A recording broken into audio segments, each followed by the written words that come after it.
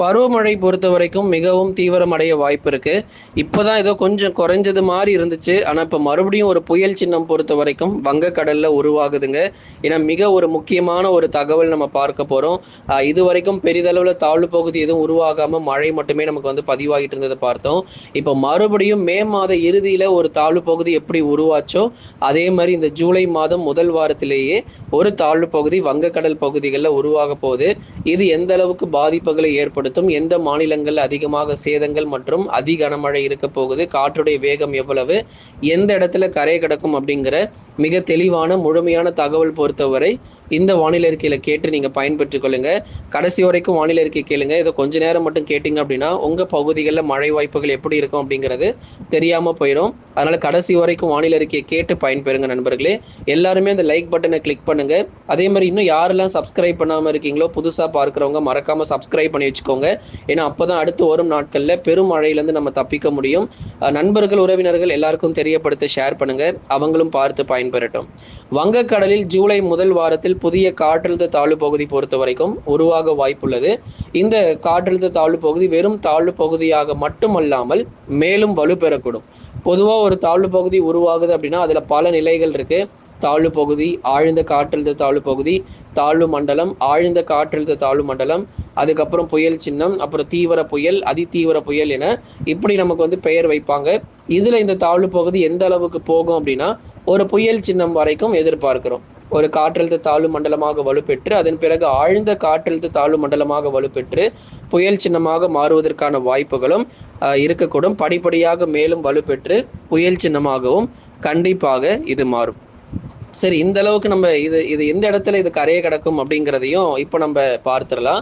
ஏன்னா இதனுடைய தாக்கம் பொறுத்த வரைக்கும் வங்கக்கடல் பொறுத்தவரை மிக சீற்றமாக காணப்படும். கடல் கொந்தளிப்பாக இருக்கும். மீனவர்களுக்கும் வரும் நாட்களில் சீக்கிரத்தில் எச்சரிக்கையும் கொடுத்துருவாங்க. அதனால மீனவர்கள் தயவு செய்து வங்கக்கடல் பகுதிகள், குறிப்பாக அந்த ஒரிசா கடலோர பகுதிகள்லாம் கொஞ்சம் போகிறத தவிர்த்துக்கோங்க. ஏன்னா அந்த பகுதிகளில் காற்றழுத்த தாழ்வு பகுதிகள் உருவாகிறதுக்கான வாய்ப்பு இருக்கு. கரையை கடக்கும் இடத்தை குறித்து நம்ம பார்க்கலாம். ஒரிசாவில் கரையை கடந்து அதீத கனமழையானது தீவிரமாகும்.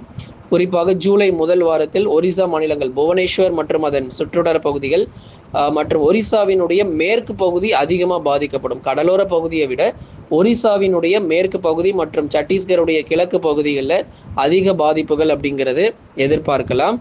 தொடர்ந்து அதீத கனமழை ஒரு 40 சென்டிமீட்டர் மழையாவது கண்டிப்பாக பதிவாகிரும். அந்த அளவுக்கு மிக ஒரு மோசமான ஒரு காற்றழுத்த தாழ்வு பகுதியாக ஒரிசாவில் கரையை கடந்து மிகப்பெரிய ஒரு பேரழிவு மற்றும் வரலாறு காணாத கனமழையாகவும் கண்டிப்பாக மாறக்கூடும். அதனால ஒரிசா மக்கள் கவனமா இருந்துக்கோங்க. சரி, நம்ம தமிழ்நாட்டில் எப்போங்க மழை வாய்ப்புகள் அப்படின்னு கேட்டிங்கன்னா அதே ஜூலை முதல் வாரத்தில் தான் நமக்கும் மழை பொழிய வாய்ப்புகள் இருக்கிறது. தமிழ்நாடு பொறுத்தவரை ஜூலை முதல் வாரத்தில், குறிப்பாக ஜூலை 1ஆம் தேதியிலிருந்து 5ஆம் தேதி வரை எடுத்துக்கொண்டோம் அப்படின்னா பரவலாக கனமழை பொறுத்தவரை தீவிரமடைய வாய்ப்புள்ளது. ஜூலை முதல் வாரத்தில் மிதமானதுலேருந்து கனமழை வட தமிழ்நாட்டில், குறிப்பாக வட தமிழ்நாட்டினுடைய கடலோர பகுதிகள் சென்னை, திருவள்ளூர், காஞ்சிபுரம், செங்கல்பட்டு, விழுப்புரம், கடலூர், புதுச்சேரி மற்றும் காரைக்கால், கள்ளக்குறிச்சியில் மிதமானதுலேருந்து கனமழை வரைக்கும் எதிர்பார்க்குறோங்க. ஏன்னா இந்த இடங்கள் சற்று வலுவான மழை பொழிவுகள் உறுதியாக இருக்கும். அதே போல தான் வேலூர், திருப்பத்தூர், ராணிப்பேட்டை மற்றும் திருவண்ணாமலையிலும் மிதமானதுலேருந்து கனமழையும், கிருஷ்ணகிரி, தருமபுரி, சேலம், நாமக்கல், கரூர், திருப்பூர், ஈரோட்டில் மிதமான மழையும் ஜூலை முதல் வாரத்தில் எதிர்பார்க்கப்படுது. விட்டு விட்டு மழை பகுதியாக இருக்கும். ஒரே நேரத்தில் எல்லா மாவட்டங்களிலும் கனமழை வராவிட்டாலும் பகுதி பகுதியாக ஒவ்வொரு நாட்களிலும் மழை வாய்ப்புகள் நம்ம தொடர்ந்து எதிர்பார்க்கிறோம். அதனால ஜூலை முதல் வாரத்தில் தமிழக கடலோர மற்றும் உள் மாவட்ட பகுதிகள் முழுவதுமாகவே பரவலாக மழை பொழிவுகள் எதிர்பாருங்க. ஏன்னா நமக்கு இந்த ஜூன் மாதத்திலும் பெரிதளவில் நமக்கு மழை எதுவும் இல்லை. ஓரளவுக்கு கனமழை மட்டுமே நமக்கு வந்து பதிவாச்சு. உள் மாவட்டங்களில் மிக கனமழை, அதி கனமழைன்னு ஜூன் மாதத்தில் எதுவும் பதிவாகலை. ஒன்று நம்ம தமிழ்நாட்டில் வந்து அதிக மழை வந்து பதிவாயிருக்கு அப்படின்னா அது மேற்கு தொடர்ச்சியில் மட்டும்தான் அதிக மழை பொழிவு பதிவாகிட்டே வருதே தவிர மற்ற மாவட்டங்களில் மழை இல்லாத ஒரு சூழ்நிலை இருக்கு. இந்த நிலைமை பொறுத்தவரை ஜூலை மற்றும் ஆகஸ்ட்ல அப்படியே மாறும். இன்னும் எந்தெந்த மாவட்டங்கள்ல குறைவான மழை பொழிவு கிடைச்சிருக்கோ அந்த பகுதிகளிலும் அதிக மழை வாய்ப்புகள் கண்டிப்பாக கிடைக்கும். தொடர்ந்து பகல் நேர வெப்பநிலை பொறுத்த வரைக்கும் இயல்பாக இருக்கும். அதுல எந்த விதமான மாற்றமும் இல்லை. ரொம்ப அதிக வெயில் அப்படிங்கிறதெல்லாம் இந்த ஜூலை மாதத்துல எதிர்பார்க்க முடியாது. வரக்கூடிய ஜூலை மாதத்தில் மிக அதிக வெயில் அப்படிங்கிறதெல்லாம் இல்லாம ஒரு சீரான ஒரு வெப்பநிலை, இயல்பான ஒரு வெப்பநிலை பொறுத்தவரை பகல்ல பதிவாகும். 36°C முதல் 37°C வரை பகல்ல ஒரு இயல்பான வெப்பநிலை அப்படிங்கிறது நிச்சயமாக இருக்கும். தொடர்ந்து மழை பொழிவும் அவ்வப்போது வர்றதுனால ஒரு குளிர்ச்சியான ஒரு சூழ்நிலை மாலை மற்றும் இரவு நேரத்திலும் இந்த ஜூலை மாதத்துல எதிர்பார்க்கலாம். கடலோர மற்றும் உள் மாவட்டங்களிலும் பரவலாக மழை வாய்ப்புகள் கிடைக்கும்.